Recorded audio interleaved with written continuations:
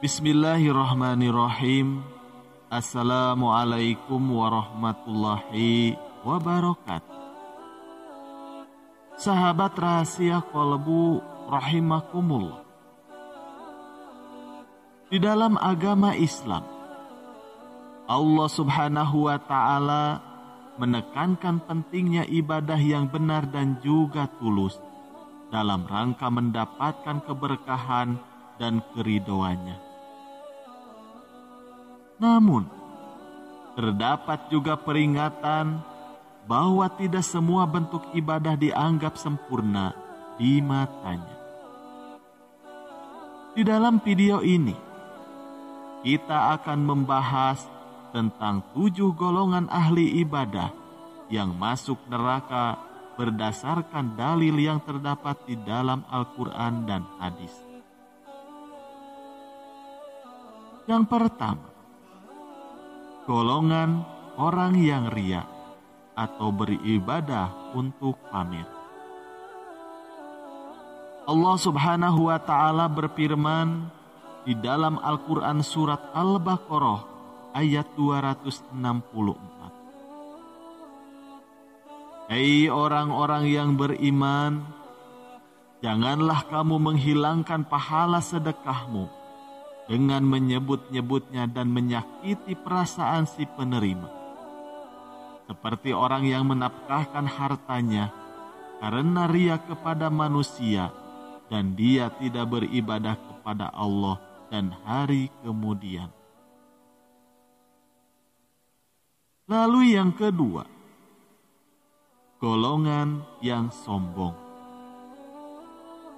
Hadis yang diriwayatkan oleh Imam Muslim menyebutkan, tidak akan masuk surga orang yang di dalam hatinya ada kesombongan sebesar biji sawi.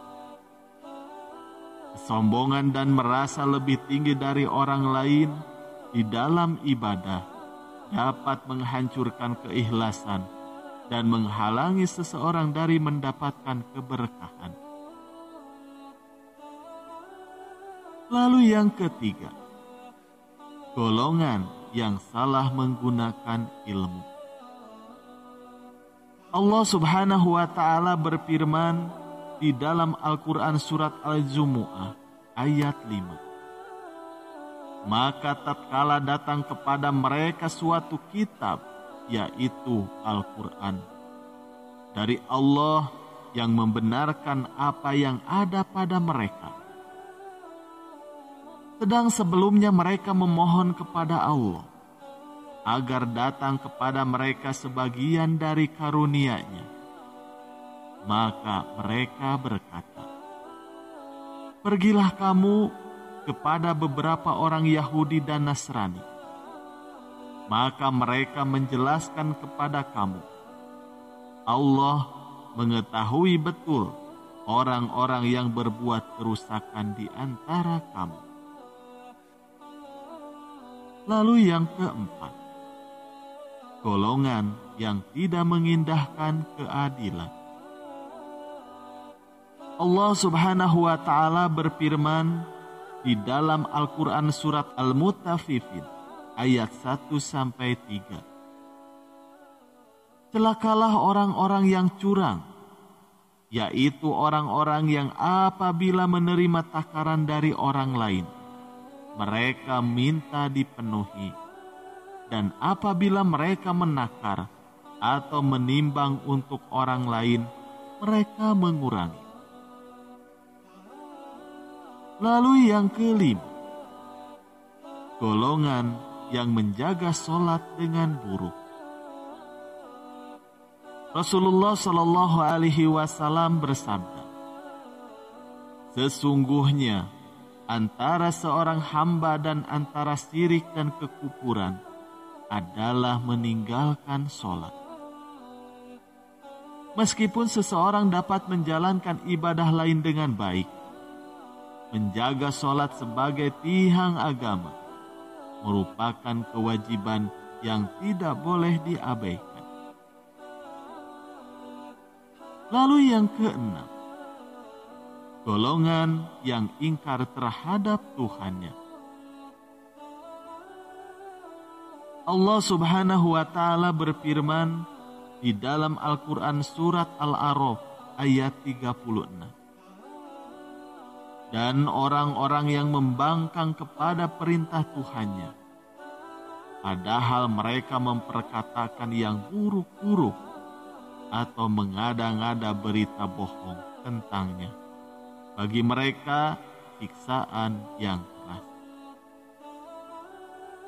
Lalu yang ketujuh, golongan yang mengambil hak orang lain. Rasulullah Shallallahu Alaihi Wasallam bersabda, siapa yang merampas sejengkal tanah hak orang lain dengan tidak adil, niscaya di sekeliling lehernya akan digandakan tanah itu hingga sampai ke 7 bumi. Mengambil hak orang lain secara zalim atau melanggar prinsip keadilan dalam interaksi sosial merupakan tindakan yang tidak diterima di dalam agama Islam. Lalu yang ke-8, ahli ibadah yang menipu. Menipu di dalam konteks ibadah mengacu pada melakukan penyelewengan atau pelanggaran terhadap aturan-aturan Allah Subhanahu wa Ta'ala dengan tujuan memperoleh manfaat atau keuntungan pribadi. Misalnya seseorang yang mengurangi zakat yang seharusnya ia bayarkan atau menunda kewajiban haji tanpa alasan yang dibenarkan. Dalil untuk ini dapat ditemukan dalam surat Al-Mutaffifin ayat 1-4, di mana Allah Subhanahu wa Ta'ala mengutuk orang-orang yang menipu di dalam berbagai aspek kehidupan mereka, termasuk di dalam ibadah. Lalu yang ke-9, ahli ibadah yang menyakiti sesama.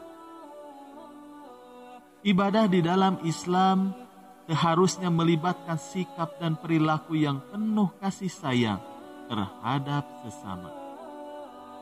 Oleh karena itu, seorang ahli ibadah yang melakukan kekerasan atau menyakiti hati orang lain, baik secara fisik maupun emosional, dengan sengaja dapat dikategorikan sebagai orang yang masuk neraka. Nabi Muhammad SAW bersabda, tidak akan masuk surga orang yang tidak menyayangi sesama manusia. Hadis riwayat Bukhari. Ini menunjukkan pentingnya kasih sayang dan juga perlakuan yang baik terhadap sesama sebagai bagian dari ibadah yang sejati. Lalu yang ke-10, ahli ibadah yang mengabaikan kewajiban sosial. Selain kewajiban kepada Allah Subhanahu wa Ta'ala, seorang muslim juga memiliki tanggung jawab sosial terhadap masyarakat sekitarnya. Ahli ibadah yang mengabaikan tanggung jawab sosialnya, seperti tidak membantu orang yang membutuhkan atau tidak peduli terhadap masalah sosial yang ada di sekitarnya, dapat dianggap sebagai orang yang masuk neraka. Salah satu dalil yang mendukung hal ini adalah surat Al-Ma'un ayat 7-9, di mana Allah Subhanahu wa Ta'ala mengutuk orang-orang yang tidak membantu orang yang membutuhkan, bahkan dalam hal-hal kecil sekalipun.